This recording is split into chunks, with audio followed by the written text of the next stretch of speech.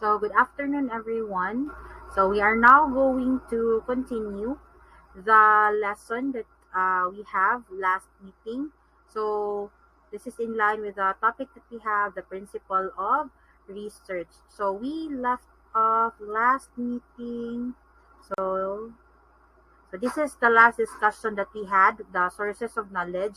Now, for today, we are going to discuss the characteristics of research. So, of course, in order to further differentiate research from any other source of knowledge, so we need to take a look at the characteristics of the research process, wherein below here are the characteristics of research listed by Tuckman in 1972. So number one class, research is systematic. So there exist specific rules to follow. So ibig sabihin class that when we conduct a research, there are guidelines, there are instructions that we need to follow specifically, diba? Precisely or in detail. Now, next is research is logical. So it means that it requires the application of the rules of correct thinking. The entire process helps the researcher to draw valid conclusions and to check generalization. So it means that ang research, diba, it should be rational. It should be something that is reasonable or with sense. Now, when we talk about research is controlled, so it is well planned. So when you conduct or when we do the research, so it is something that we were able to plan it ahead of time. So there is, let's say, timelines, it's well organized, and it has the limitation and framework. When we say there is the limitation, so there exists limits, so we must not go beyond to what is the scope of the study, and as well as there is what we call framework or there is outline. There are bases. Next is that research is empirical. When we see it's empirical, the undertaking is based on the reality. Aside from that, the only data are used to support whatever claims are to be made as regards the findings of the investigation. So it means that it is something that we must base on reality. So, di ba, dili pwede na it is something that we just come up with, especially for those data. We are only going to base that from the data that we have collected or from the data that we have gathered to support the claims that we have when we conduct or when doing the research. Now, next class is we have research is critical. So, it makes use of thorough analysis and exhibits careful and precise judgment. So it means that since earlier that diba, it was mentioned that research is systematic, so it means it follows a system, it follows a process. So in following that process, in conducting the research or an investigation, we must be careful. And as well as we must be precise in terms of our judgment. We must be detailed. We must be accurate, specific. And again, we must be careful. There should be cautious in conducting the research. Next to it is that we have number 7, research is reductive. So the process of research simplifies and organizes seemingly unrelated data into understandable form. So, diba, when we conduct the research or when we conduct our study, there are instances or there are kanang circumstances wherein we will be faced with those data that are already unreliable. I mean, unrelated. Diba? So they do not rate. I mean, they are unconnected to our study. So what we need to do is that we must be able to simplify it. We need to streamline those data that we have gathered and we need to organize it. We need to arrange them. We need to classify those data into understandable form. So when we say into understandable form, something that is clear, something that we can easily comprehend. Now, next is that research is cyclical. So it starts with the problem and it ends with a problem. So that is research results open new directions for research because diba along in our way when we conduct research, so diba it starts with the problem because we start the research process starts when we identify, when we define the problem. Next is that after, di ba, so research results of that, it could either be we can see another problem, which will, di ba, it will open new directions for another research.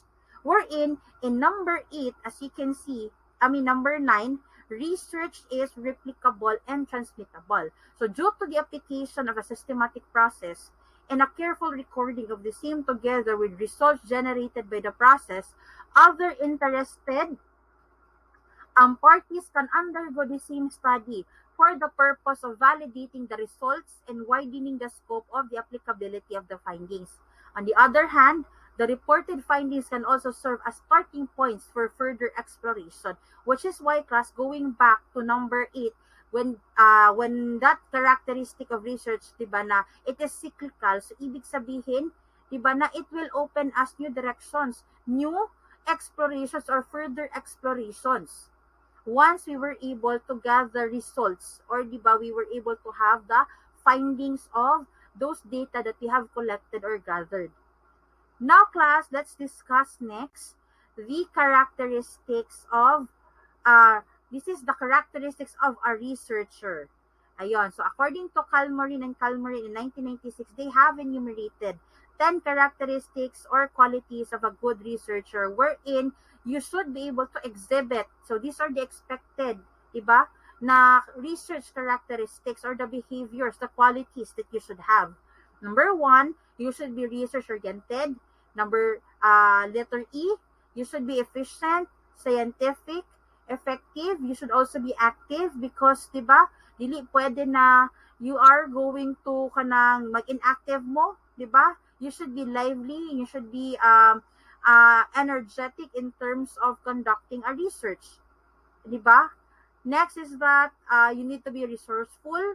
You need to know where to gather data, to gather supporting na mga kanang studies, diba? You need to especially when you are going to look for mga kanang sa review related na mga literature, sa mga readings, you should know your way, diba? You should have your ways and means as to how you can be able to gather those kanang mga studies or mga researchers na you can support your claim. Now, you need to be creative, you need to be honest, and you need to be economical and as well as religious. Next is that we have here, class, we need to discuss the ethics in research. So in ethics and research, there are what we call key ethical principles and standards that should underlie any research endeavor. So ibig sabihin that there are those na kanang we need to take note, di ba, when we conduct research. So what are those mga ethical considerations that we need to follow? So the morals, the beliefs. So number 1, class, we have the principle of voluntary participation. So this principle requires that people should not be coerced into participating in research. So basically that it means that those participants that we have or those respondents, diba, they should not be forced, diba, they should not be coerced, diba, it should be they should be willing to participate and cooperate with your study or in the conduct of your research. Second is the principle of informed consent. So this principle requires that prospective research participants must be fully informed about the procedures and risks involved in research and must give their consent to participate. So it means that those respondents or those participants who are going to be part of your research or of your study, they should be informed, diba? So which is why part of the kanang sa inyong survey questionnaire, there is what we call there katong marag na siya letter dito and also you're going to explain it to them. Diba? What is your study is all about, as well as if there are risks, if in case, diba? But normally it would happen itong mga risks somehow, diba, mas visible or mas normally it happens especially if it is about mga experimental na mga research. It involves mga laboratory works, may Next is that the principle of no risk or harm.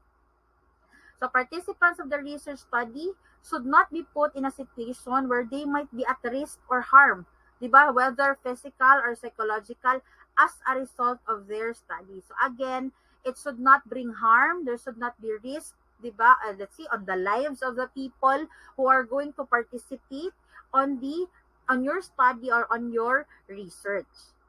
Next is we have what we call actually class, it's the principle of privacy. So this principle requires the protection of privacy of research participants.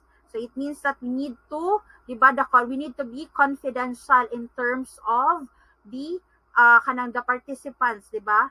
The names of the participants who are going to join, who are going to participate in the conduct of your study. So there are two sub-principles of principle of privacy. So number one, we have principle of confidentiality, and number two, the principle of anonymity. So for the principle of confidentiality, so participants of the research study should be assured that identifying information will not be made available to anyone who is not directly involved in the study. In short, diba, if those people, diba, na you should not be sharing the information that you have gathered to any ibig sabihin nga masking kinsa lang to anyone, 'di ba? It should only be available, 'di ba? Or to those persons or people nga involved sila directly, they have direct participation in your study. Dili pwede nga masking kinsa lang, 'di ba? Kasi again, you need to be confidential. You need to take good care of their privacy. You need to consider their privacy of the participants as well as the respondents. The principle of anonymity, this requires that participants will remain anonymous throughout the study, even to the researchers themselves. So ibig sabihin that, 'di ba, you should not name names.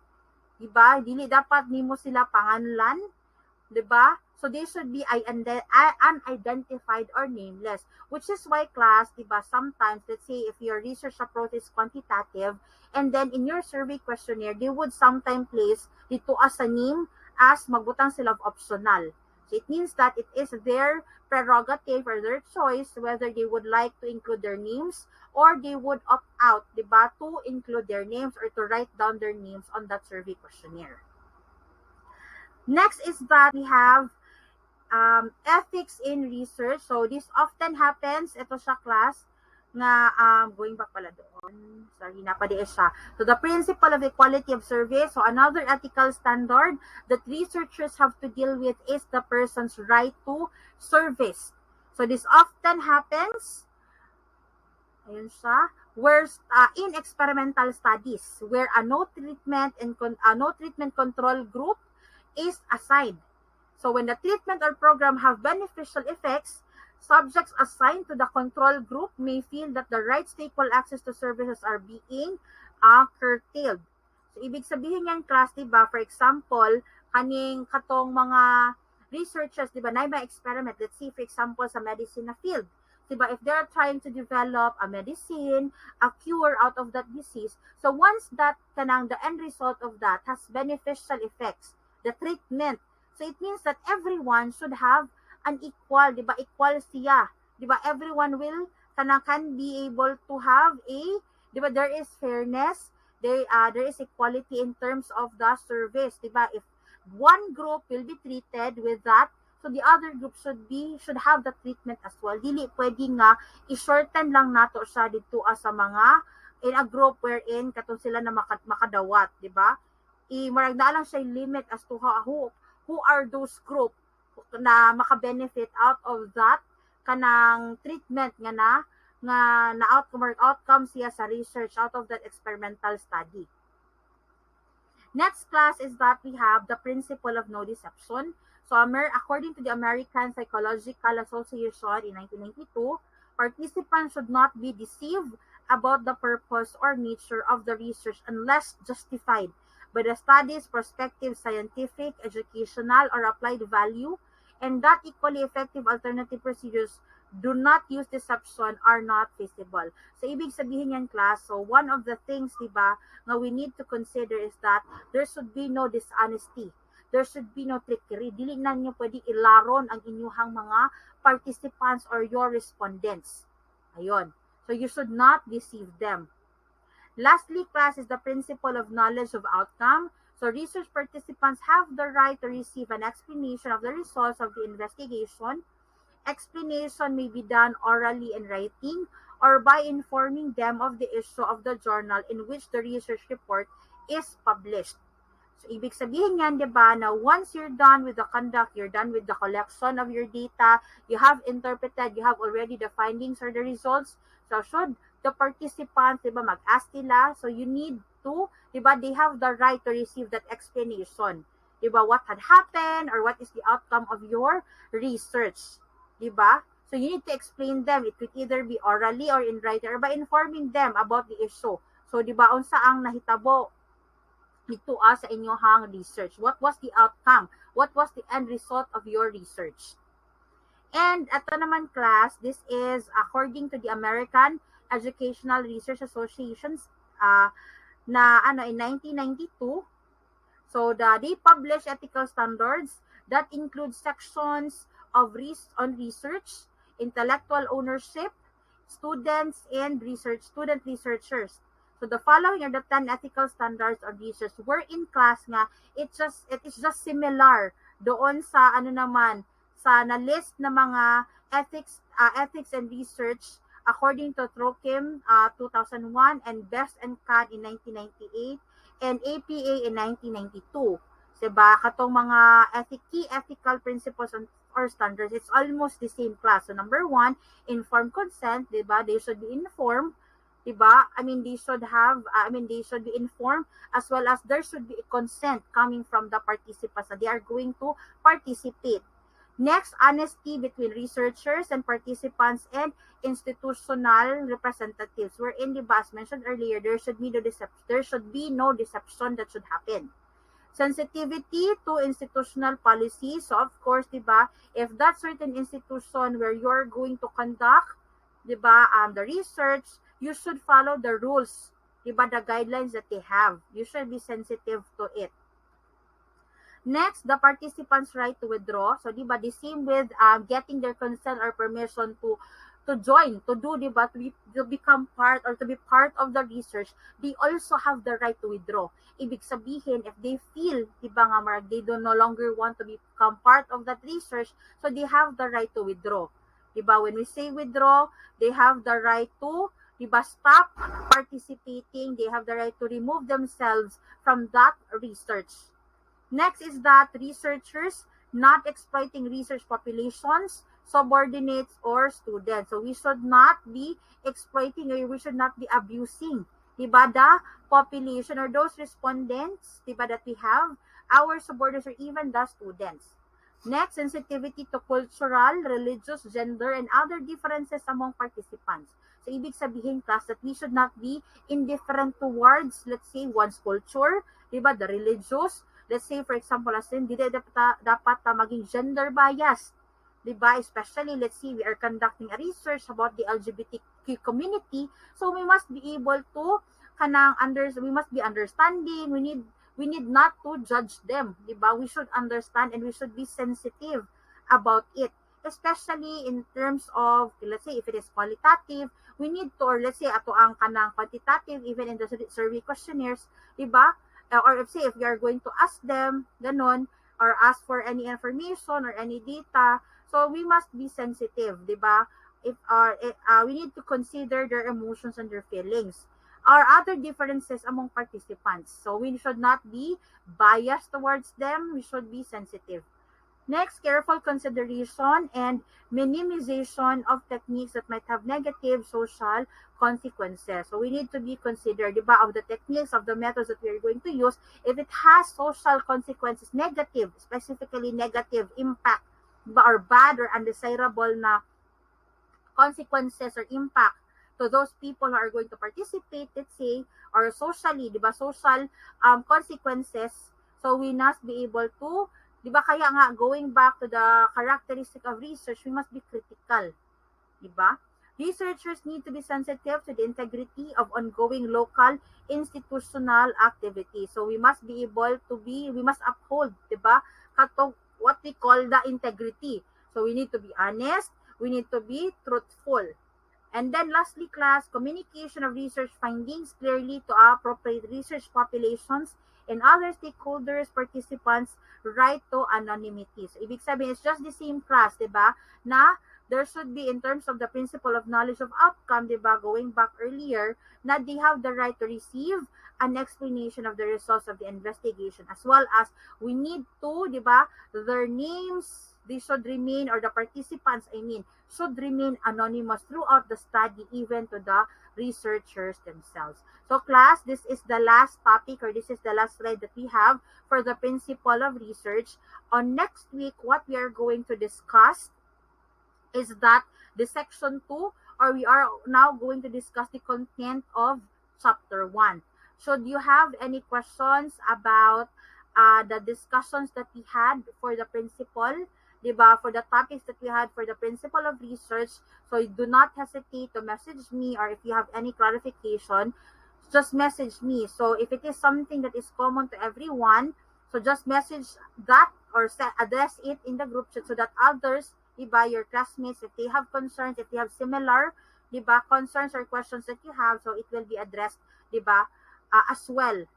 But if it is something personal, you can message me. So that's it, class. Thank you so much, and see you on our online class on Tuesday. So that can now be able to discuss the content of chapter 1. So good afternoon, and thank you so much, class.